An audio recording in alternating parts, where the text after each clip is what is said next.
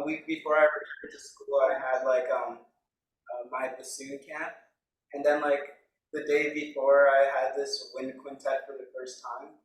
So I tried to find like yeah, Oh, and exciting. Well, did you get my message? I was still unable to I haven't been able to listen to it yet because it was like I clicked on the link and it said this link is no longer available. yeah, I saw it just as like I entered the door at like 4:30 because that's how long it takes for me to get back from like school. And yeah, I'm sorry about that. Yeah. That's okay. That's okay. That's not a problem at all. We'll just listen to what you're playing now. But you went to the what camp were you at? Brook Valley Bassoon Days. That's right. That's right. I had two friends that were at that camp. I just saw pictures. Did you get to meet the bassoonist? His name is Michel Bité. Oh yes, I did. Yeah, he's a good friend of mine. And then there was somebody else up there too that I recognized the name, but I was like, hey, I think that's the one where Darius is at. So that's great. Well, what are you going to play for me today? Um, I I think like the second movement um of the Hindemith Sonata up to big letter. I think 11. Yeah. Okay. Let me go ahead and get, let's see, I have to admit Elizabeth in. There we go. Go ahead and warm up a little bit if you need to, since you said you just got home. And I'm going to pull out the music from my files. Thanks. Okay.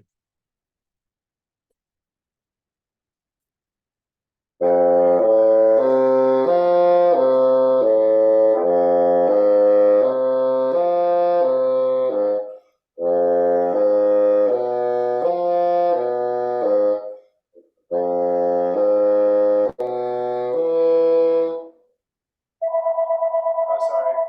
Phone That's jumped. okay. That's okay. I've got the music, but I also need to do something. I'm going to bring my instrument over here because I know that there's a couple of things I'm going to be able to show you. Okay? Oh, yeah.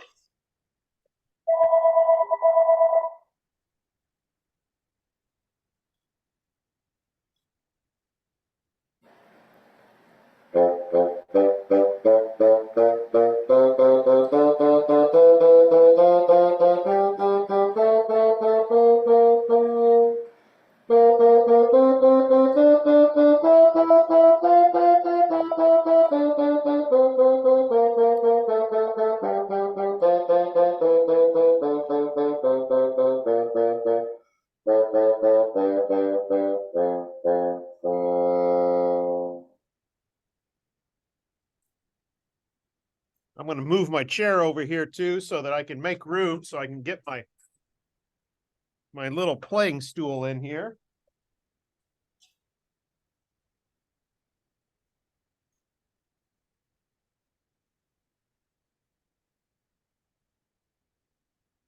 Okay, here we are. All right. I'm going to just let you go ahead and play for as long as you want to.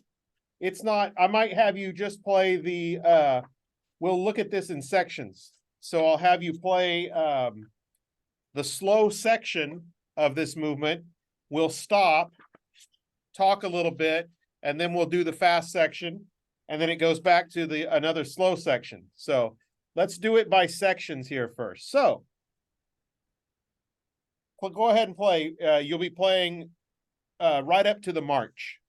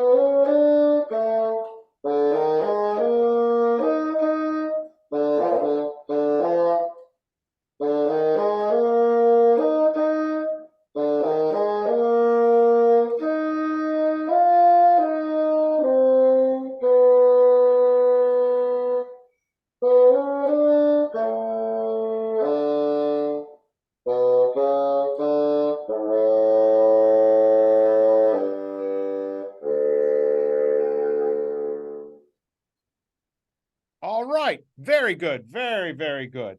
You know, I got to say one thing before we begin here. I am really, really, really impressed with your rhythm. You have a great sense of internal rhythm that is really keeping things going. And that's actually one of the hardest parts about this movement because it's marked langsam. Do you know what that means? No. It means very slow. So it's very slow. The quarter note is just at 50. And so you kind of have to subdivide, but your rhythm is very, very good. So bravo, bravo on that. And I'm also noticing just a great improvement in your sound, and things that have really, really improved a lot since I last worked with you last year. So tell your teacher they're doing a great job. And who are you studying with? Who's your private teacher? I'm studying with Joanne Simpson. Hmm. That's right. That's right. Well, tell her that I think she's just teaching you really well. So that's great. All right. Well, let's talk right from the very beginning. One of the more difficult parts about this particular movement is the first note, and that's that high F sharp. It's a little bit tricky. Okay. I'd like to see what fingering are you using for it. Can you kind of talk me through your fingering?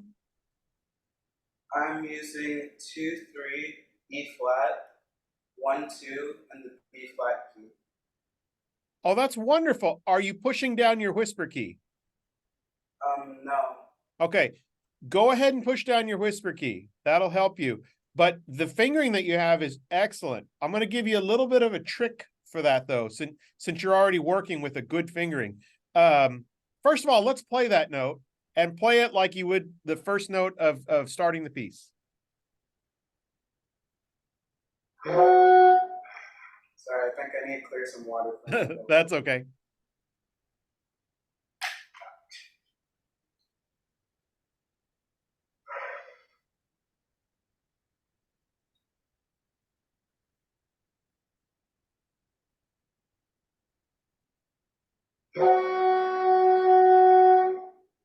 Now that's pretty good. Have you looked at that note on a tuner? I think in the past, but like since I was in a rush, I didn't really get time to tune. Sure, sure.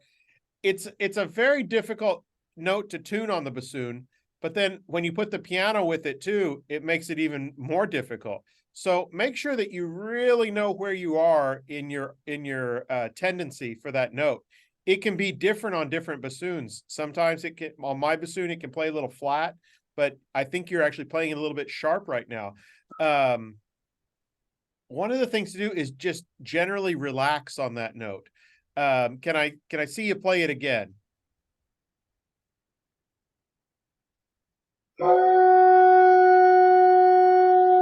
Okay, good, good, good. And you just did something that I was going to ask you to do anyway.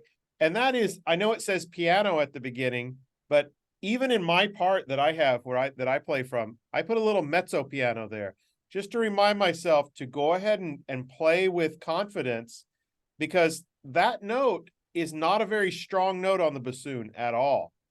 And so you can go ahead and play mezzo piano or even mezzo forte, and it's not going to be too loud.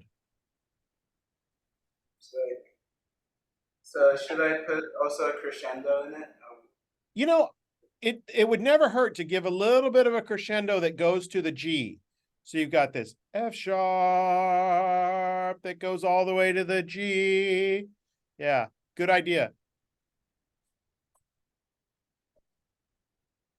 But I want to show you something about that note that is a little bit of a trick on the bassoon. So your left hand looks like this, right? 2, 3, and E flat key. Is that correct? Okay. Oh, yeah. And then you've got the whisper key. Whoops. That's okay. All right. So we've got the E flat key, and then you've got the whisper key on back here, right? Now, there's this little trick here. Do you know how you use a half hole on this hole right here? There's also a half hole that we can use on the second finger. Except we don't pull it down like this, like we do up here on this key. What we do is we pull our finger back, just like this. Yeah. So you pull your finger back a little bit, and it exposes a little bit, so it's like a second finger half hole. So when you bring that back, that will help with the cracking of the F sharp.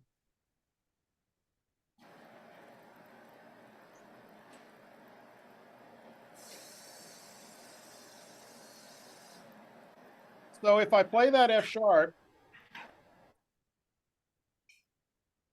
so if I play it regular, the way you have it,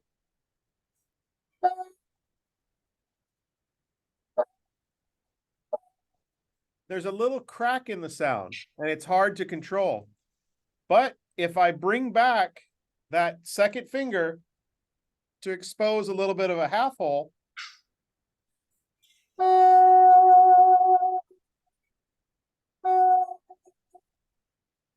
it is very, very clean, and I can also play it a little bit softer if I want.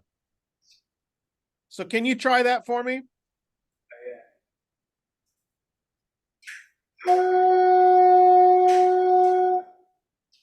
Did you do that? Did you do that with your finger? Oh yeah. It sounded, I think it sounded better. Yeah, that's great. How did it feel? It felt much better. Yeah. Do that again for me. And let's just start and play a little bit at the beginning. And do that with your second finger half hole and see if it allows you to play a little bit more musically, a little more confident.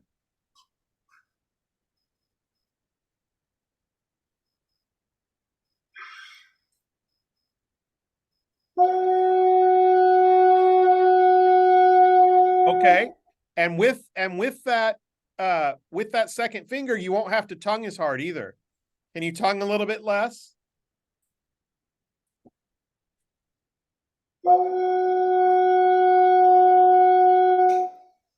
Very nice. Do that again. And keep going.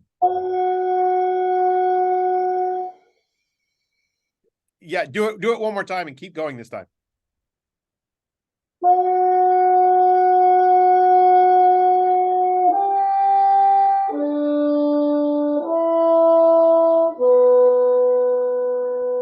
Very good. Very good. Very good.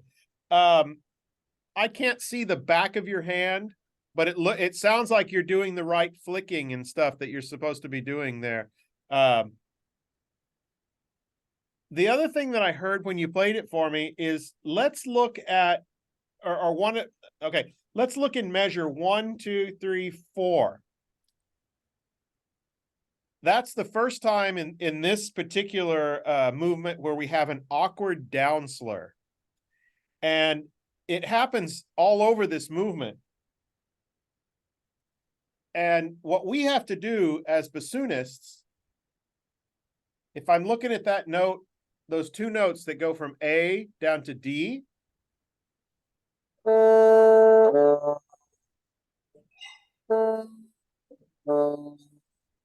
that's not an easy thing to do. And if we do it really well, sometimes we can get like a little bit of a donkey sound, like a hee-haw. And we don't really want that in this piece. So what I like to do in those down slurs is to add just a slight little bit of a tongue so that we don't want to hear it, but if you add just a little tiny tongue, sometimes we can get the idea of the slur, but the notes will sound much better. So if I do the slur, it comes out, but it's a little bit harsh. But if I try to add just a little tongue,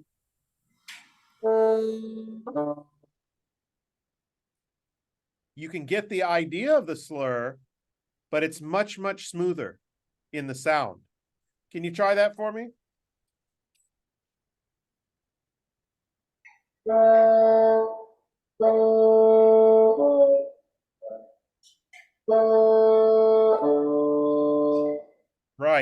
Now, even over the online, I could hear your tongue just a little bit, so it's a little bit too much. This is what we call a da tongue instead of a ta. Like usually when we tongue, we use the tongue at the tip of the reed, and we would spell it like T-A-H, ta. But here, what we want to do is we want to put the tongue a little bit further back and say da, as in dog. So D-A-H. Can you try both? Do me one that's a regular with T as in Tom, T-A-H, and just play a D.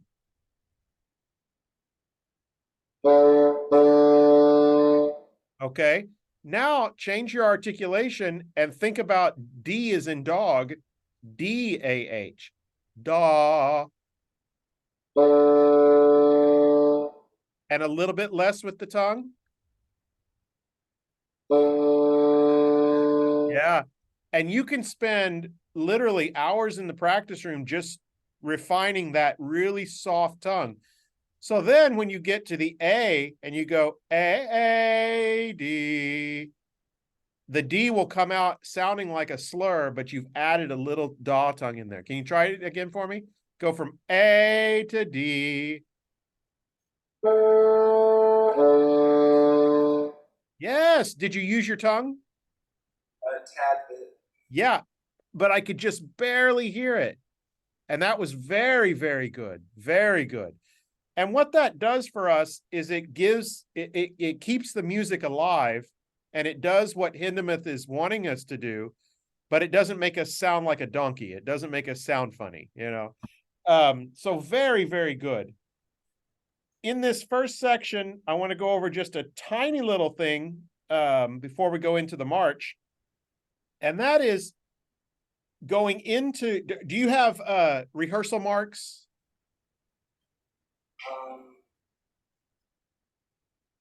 What are rehearsal marks, sorry? Okay. I'm just seeing if you're using the same edition as mine. In the second line, do you see a square 5? Oh, yes. Okay, great. Look at square 6. Okay. A lot of people take that right into, they don't breathe there and they go right into the B natural. But what I like to do is do a little bit of a lift there, and we want to breathe right before 6. So, ba da da da da da dee da, and then breathe. Oh, I think I hear. Wait, hang on, just a sec. Oh, I have to admit somebody. There we go. Yay! I've admitted someone. Was there anybody that had a question? I thought I saw a little hand that raised. No? Okay. If there is a question, please feel free to write in the chat window. Okay, so, but what I was going to say is we breathe. We just do a little bit of a lift going right into circle 6 or square 6. Can you start for me? Let's see, before 6, can we go 1, 2, 3, 4 before? Yeah, I just marked the breath mark in my part so I don't forget. Okay, good, good, good. So let's start 4 before 6, and then right before we get to 6, we're going to breathe just a little bit.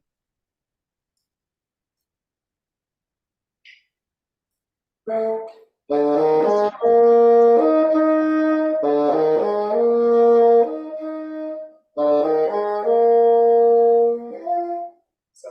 That's okay.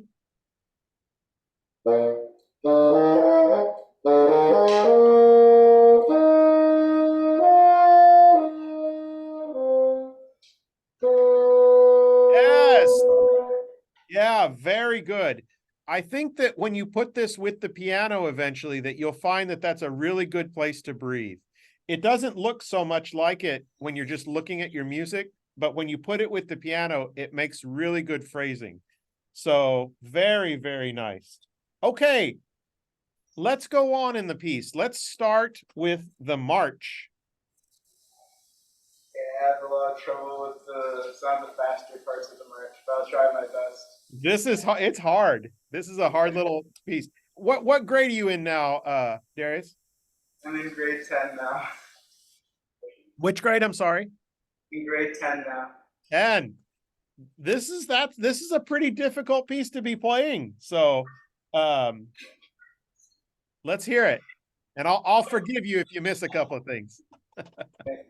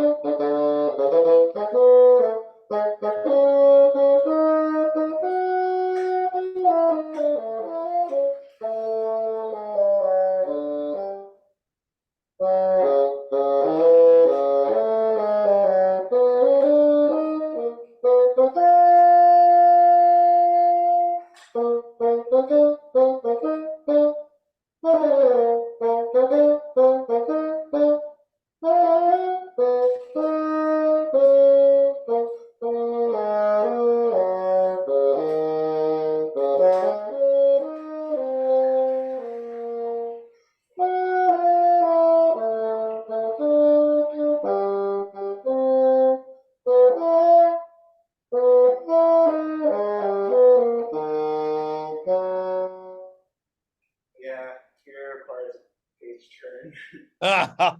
Do you want to keep going or you want to stop there? Maybe stop there because past there I might be able to continue for a few bars and the rest I haven't quite Okay. Okay. yet Okay.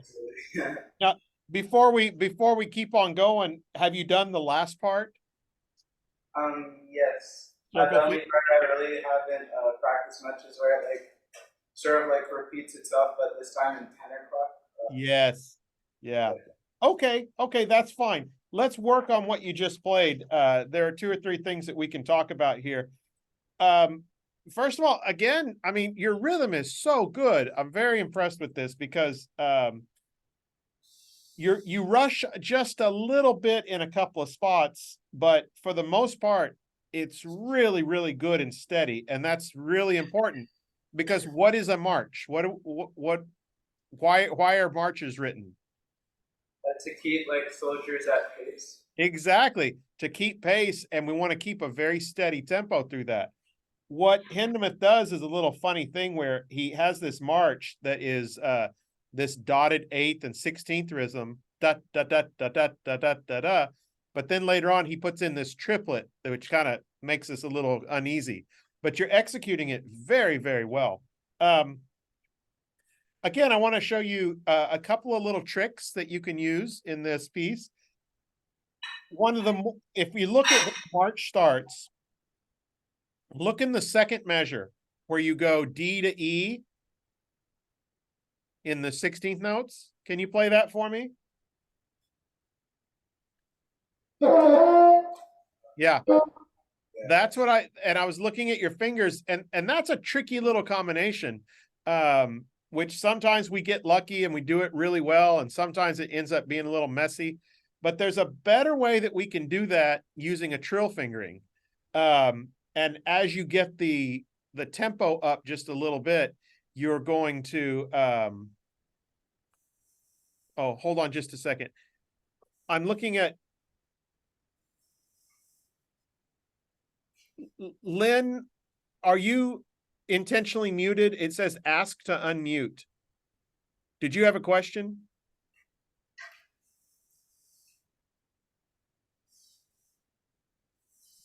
Okay, I'm gonna assume no. If there is a question, just type into the chat. That'll be great. But okay, so look at this here. When you play, if you were to trill from D to E, we can do it like this, right? But if we're up in the high octave, it sounds really bad if we do that. And so we have to do the full fingering, right? Well, actually, if you trill from D to E and just lift that first finger, but when you do, put down the B flat key.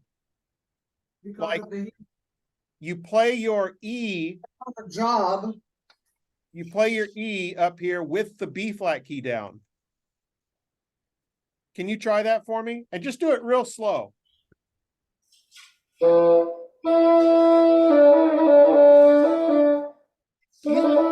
Even slower.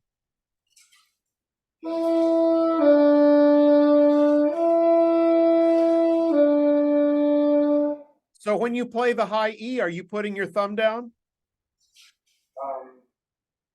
The high D or the high E, sorry. The E. Oh yeah, I'm putting my thumb on the Yeah, it sounds pretty good. So you play the high D as in dog, you play that like normal, and then when you go up to the high E, you just lift that finger, but you put the B flat key down at the same time.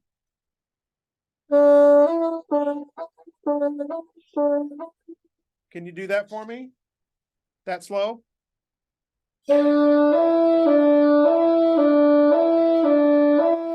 Exactly. Now can you do it in the tempo that's written?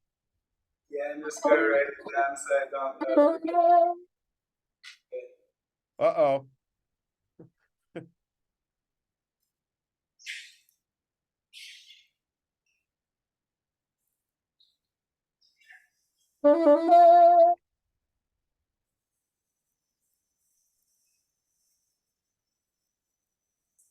So while you're writing that, what it allows you to do is go a little bit quicker.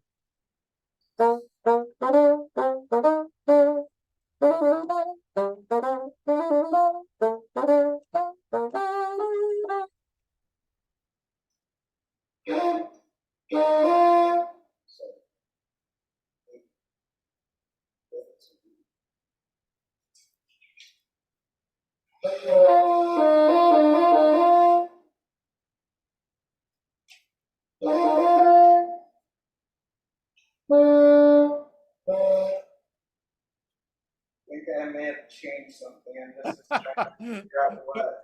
Let's go back to just the D and the E. So play the D. And go up to the E. And that's with the trill fingering, right? Oh no. Yeah, let's use that trill fingering. Oh,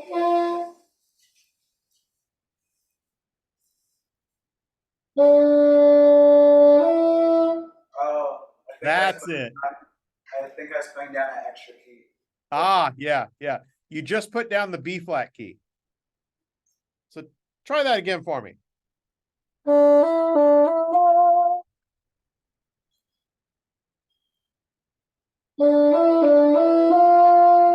Yes, exactly. And then what you can do is now work that into your technique. You might not be able to do it so fast right now, but can you try to play that passage with that fingering now?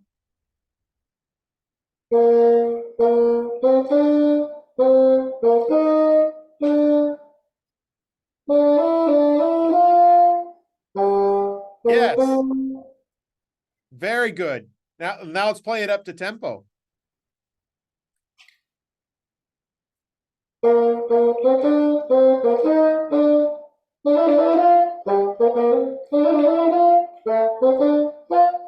Yeah, it sounds very good. And that will allow you to get through that a little bit easier so that you can concentrate on making music. The second thing I wanted to talk to you about was it's the same thing that we were talking about in the first part, but I'm trying to find out where it is. It's about the down slurs again. So where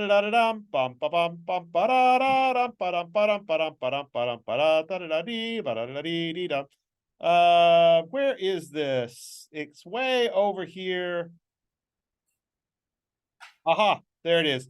Do you see where square 8 is? Yes. Okay. So bum ba bum ba bum bum bum ba da da da da da da dum ba ba da dee. And you see where it goes from F sharp down to D and then back up to G? Oh yeah. Put a little tiny tongue on that D. And then in the next measure, when it goes G flat down to D flat, you can put a tiny little tongue on the D flat. Oh yes.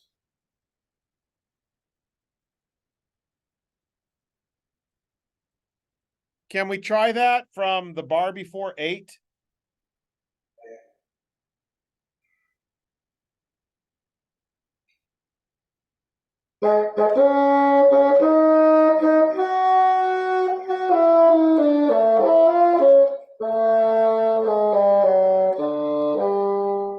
One.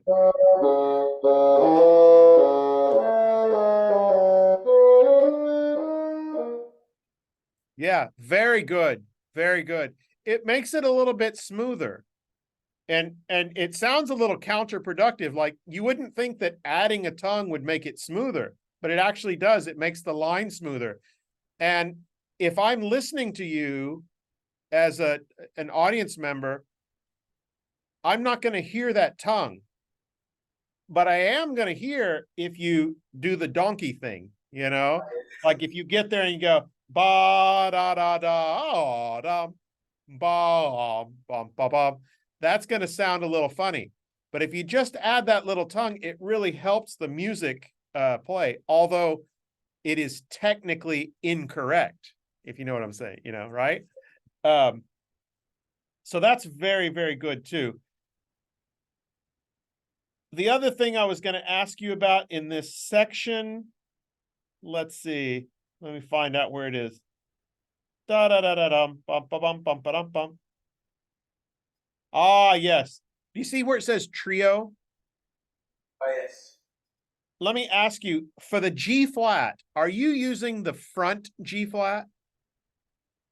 Oh, like the one Where where your pinky goes forward?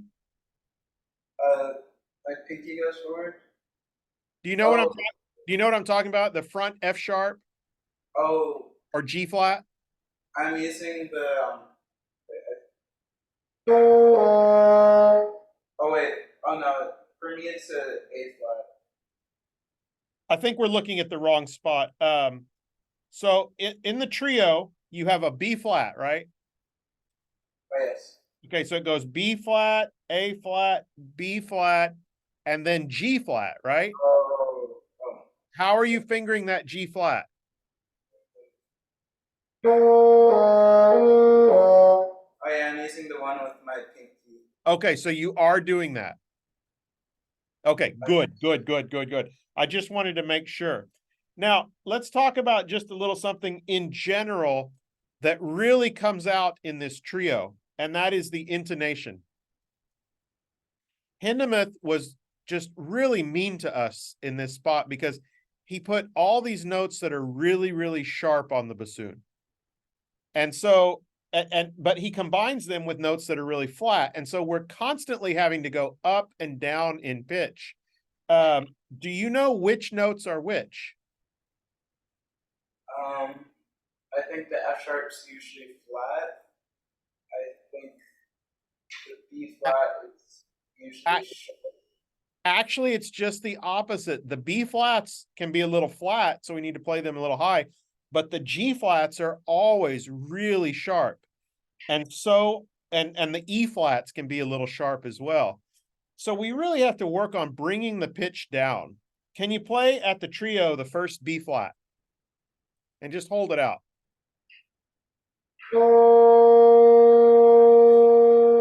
And can you bring that pitch up just a little bit? Ba.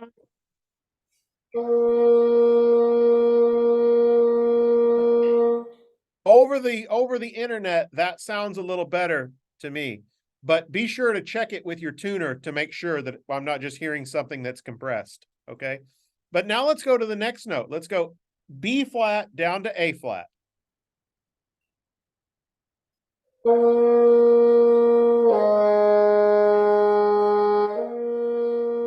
down to G flat.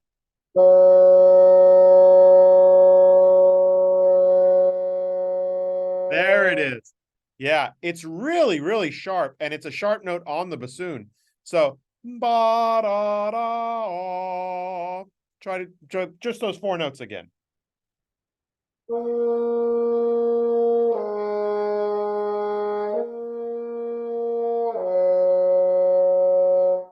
Good, good. And now let's go all the way to the E flat. So da da da. And that E flat is actually going to be a little bit sharp also. So let's go start with the B flat again.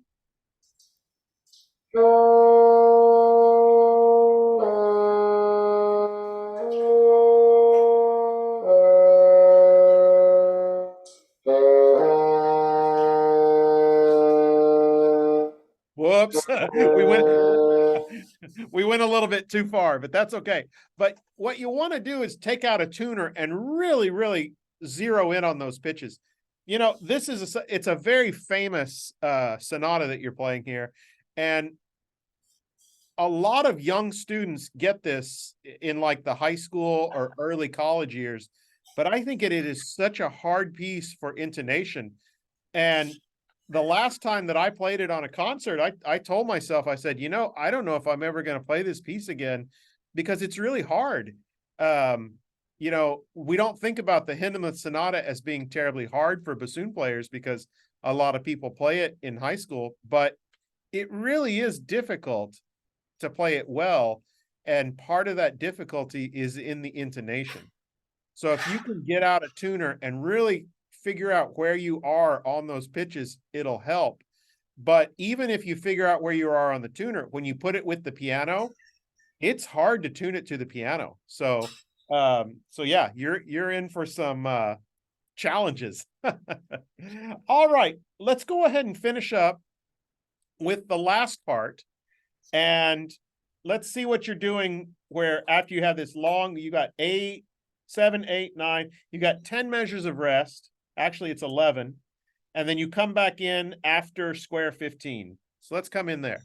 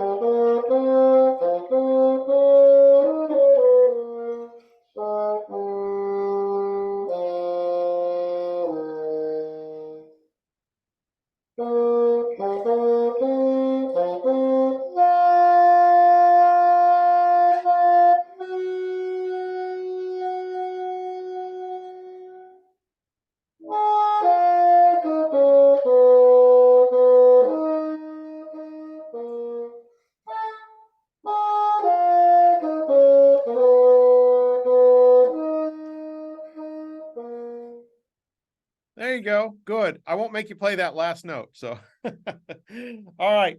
Really, again, really nice job. What I'd like for you to do is think about the tempo that you want to go. Okay. And I want you to start this section again.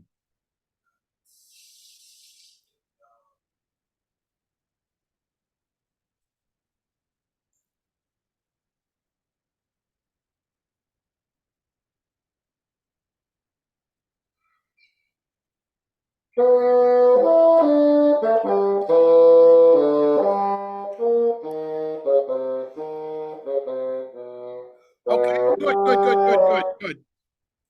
I would like, and this is just personal preference, I'd like to hear it just a little bit slower. Okay. Do you know what this piece is about? Oh no, I don't. Okay. Well, let me ask you, he has in the second movement, we start langsam, which is very slow, right? And then we go into a march. And why did you say, why are marches written? To keep pace. And when you say to keep pace, what groups are they written for? They're written for war armies. Say that again. They're like written for like armies and troops and stuff. Exactly. So they're written for military. And in the old days, people would actually march into battle. And so that's what he's doing here is we are marching into battle. Bum, bum, ba, bum, bum, ba, bum, bum. Okay. And what is happening, that part that you didn't want to play at, say, from 12 to 14? Oh yeah. What do you think is happening with our soldiers? They're getting out of step. Why do you think they're getting out of step? Maybe in battle. Exactly. That's the battle. Okay. So after this battle, do you know what these words mean? Beschluss pastoral ruhig. Oh no, I don't. Okay. That means resolution, pastoral, which means like outside in a pasture. And then ruhig means quiet. So a resolution in a quiet pasture is what this section is. So it's kind of a sad story. So what we've done is we've marched our soldiers into battle. And unfortunately, not all of them survived. But the battle is over. And this is what's left after the battle. So we want to think about it in that way, that it's kind of a little sad, So maybe think of it just a little bit slower. Bum, bum, bum, bum, bum, bum, bum, bum. Can you try that for me?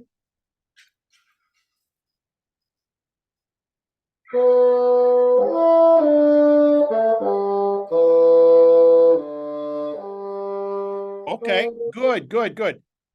Now I'd like for you to split the difference because that was actually a little bit too slow. So maybe something in between.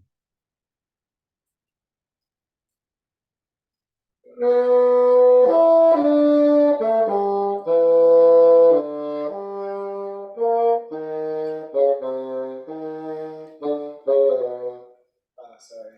That's okay. Missed a couple of notes, but I think that that's a little bit closer to the spirit of the piece, where you're really starting to make music now, So the tempo marking that I have, and again, this is just my own tempo marking, is I put dotted quarter equals 84. And that's a little bit faster than what you were just playing, but it's not as fast as what you were playing at the beginning. So we go through this section, and again, very good job. The biggest thing is about, again, the intonation, and we run across another note, your G, your half whole G. Do you know what the tendency on that note is? Be sharp. Yeah, the tendency is to be very, very sharp. Now, what makes this piece so hard is that Hindemith has written these G's at the end of the piece, so we're a little bit tired. And when we're a little bit tired, guess which way our pitch goes? It goes up, exactly. So you've got, your tendency is going to be able to play a little bit high. And then when you play a note that's already sharp on the bassoon, it's going to be really sharp, okay? So we have to make a special effort to bring the G's down to pitch. So can you just play a G for me?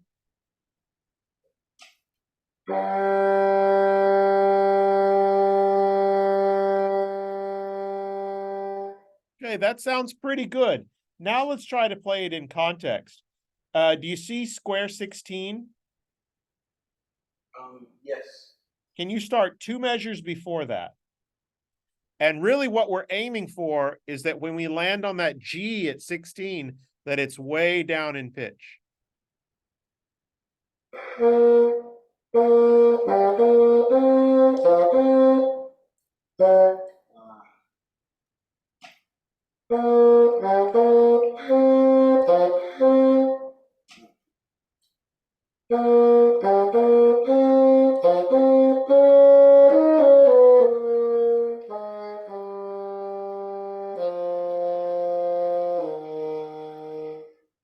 Yes, very good. And that's only one instance. The G's actually start kind of almost at the beginning of this section. Can you go back to the beginning of the section and look at that G that happens in the second measure?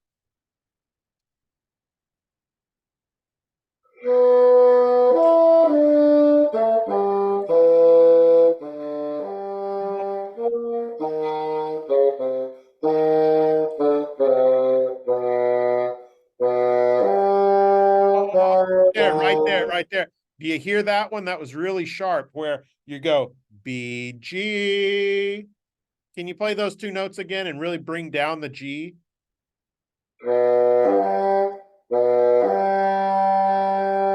Yes, very good. Again. Very good. And now do it again and keep going.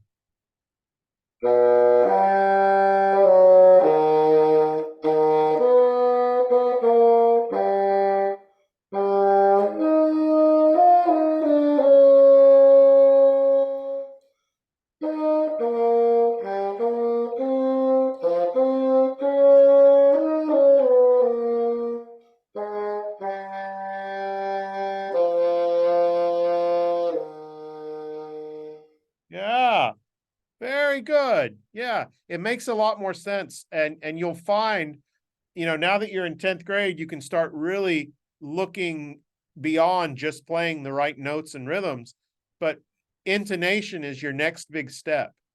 That real and the bassoon is one of the hardest instruments to keep in tune. So we really have to start learning the tendencies with all the notes, because you'll have one note that's sharp and then the very next note is flat.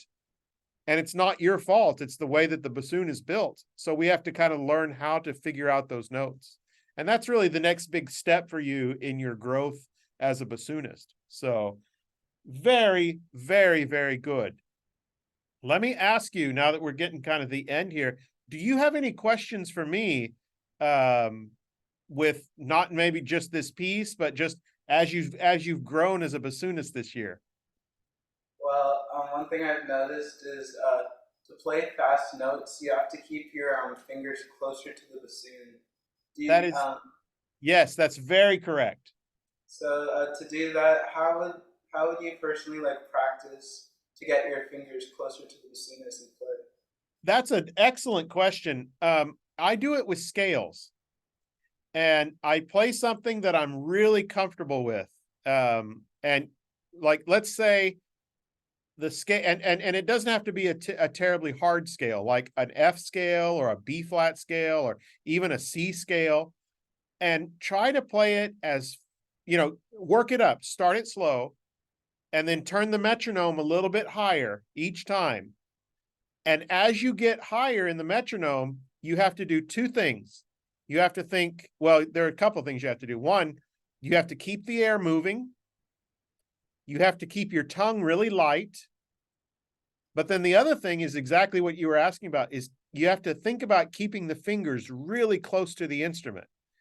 And if I'm just playing, like, let me show you just a little bit of what I'm talking about. I think my reed may have dried out here while I was talking, but I'll just do it with let's just say an F major scale, and I'll just go 2 octaves, okay? So I won't turn on my metronome right now, but I would want to do this with the metronome, okay? So let's say I turn the metronome on and I want to play eighth notes.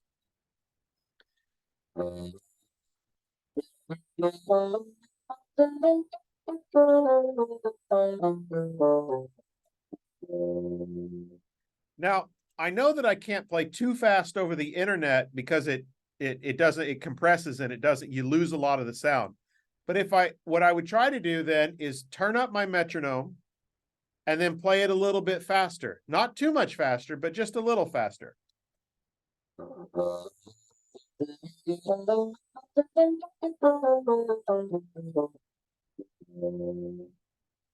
Can you hear all those notes? I it's sort of like the internet makes a jazz effect. Exactly.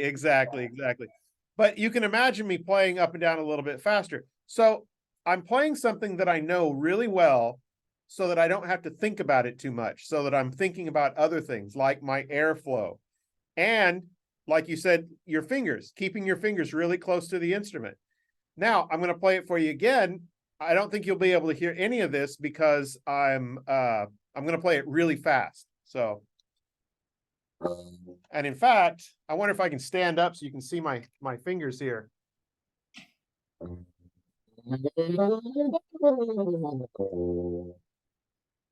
And if I play it that fast and really think about just keeping my fingers close to the holes, that's how you develop that technique. And you can do it on any scale, the scales that you're real familiar with, but then you can start applying it to your music. You know, play something that you're really comfortable with so you don't have to think about the notes and the rhythms and all that stuff, and just think about those fingers staying as close as possible. And if you do that enough times in your practice sessions, you'll start to see that transfer to your other playing too. Excellent question. What else? I have to think of another question. Okay, that's great. Are you going to try to come to Florida for the concerts? Unfortunately, I can't, but yeah, Hard. I would love to. Yeah. It would be great. Well, maybe next year then. I hope you'll still apply for the competition, this time with, you know, different piece, of course. But it's really been a pleasure working with you. And if you think of any other questions that you have, just send them my way. And I do hope to see you again soon. And looks like Elizabeth has Yes. gone. I just wanted to say that for next year, any repeat applicants have to plan to travel. Oh, okay. Yeah, we are going to make the rules a little different, because what I've noticed is that the caliber of lessons that they get online between London, Texas, California, the students are left in awe. You should see the letters that come in. In fact, one guy wants to have private lessons because they're not getting that from their teachers. So it's a very unique situation. So I'm going to say 1 time, 2 times, but the 3rd time, make an effort to travel, because you're getting a lot out of it. Yeah. When you look at the dollar amount, you're getting a lot. So I'm becoming tough with everybody. I hope this is not being recorded. Well, let me stop my recording. Actually, I am going to go ahead and stop the recording now. Yeah. Let's see. Anyhow, it was a pleasure, and I thank you.